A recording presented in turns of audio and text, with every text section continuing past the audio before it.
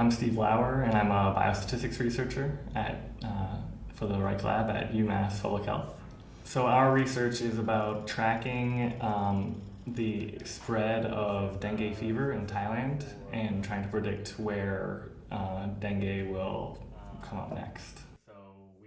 So I'm from Sudbury, Massachusetts, which is a suburb of Boston, and my mother was a nurse and my dad was an engineer. And that sounds like it would just be, nurse plus engineer equals biostatistician. Seems pretty simple, but I kind of took a long way around that. Even when I was 9 or 10 years old, I would keep these Excel spreadsheets of all the Boston Red Sox players' statistics, or Celtics and the Patriots. They were my favorite teams, being from Boston. I actually worked in sports media as an undergrad, and I had to write down all the statistics for volleyball and water polo and I think men's basketball and some other ones. It's great. People have a huge amount of passion for sports. I'm glad that I have a passion for sports and for public health. I wish more people had a passion for public health as well.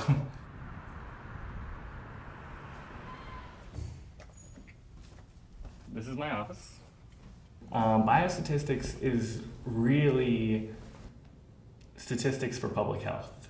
So some projects that I personally have worked on have been an influenza project where we're trying to figure out when should hospitals open up more rooms to account for the flu season.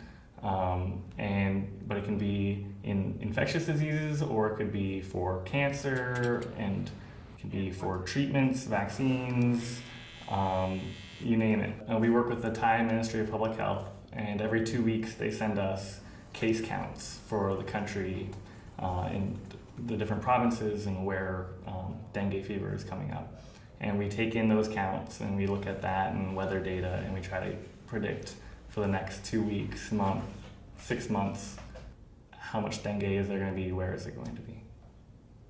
It's very difficult to predict this disease. It has a lot of biological mechanisms that are difficult to trace, but we're trying to use what we know about the disease and new statistical techniques to make better predictions and supply them directly to the Ministry of Public Health so that they can make policy decisions and hopefully stem epidemics before they even happen.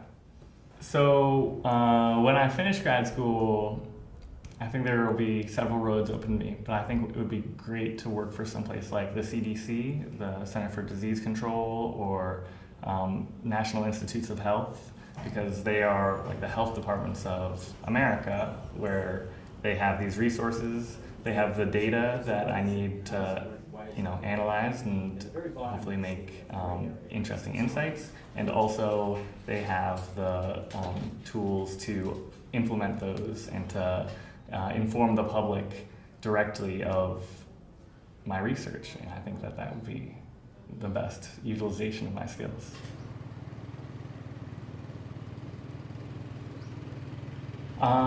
So before I got into graduate school, I actually lived in China for 2 years teaching English, and I had been accepted to this biostatistics program, and they told me, go see the world, go absorb as much as you can before you come back here, and it will help you, and I think it has.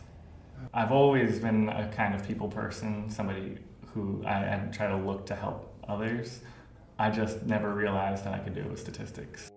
There are interesting challenges, and you realize how much progress people have made, especially in the last 5 or 10 years, and you're just trying to forge new ground and build upon what others have taught you. And I think that that idea of both creating new methods, applying them to new situations, is exciting, and then the fact that those can then be used to help people in the real world, all around the world, is fantastic.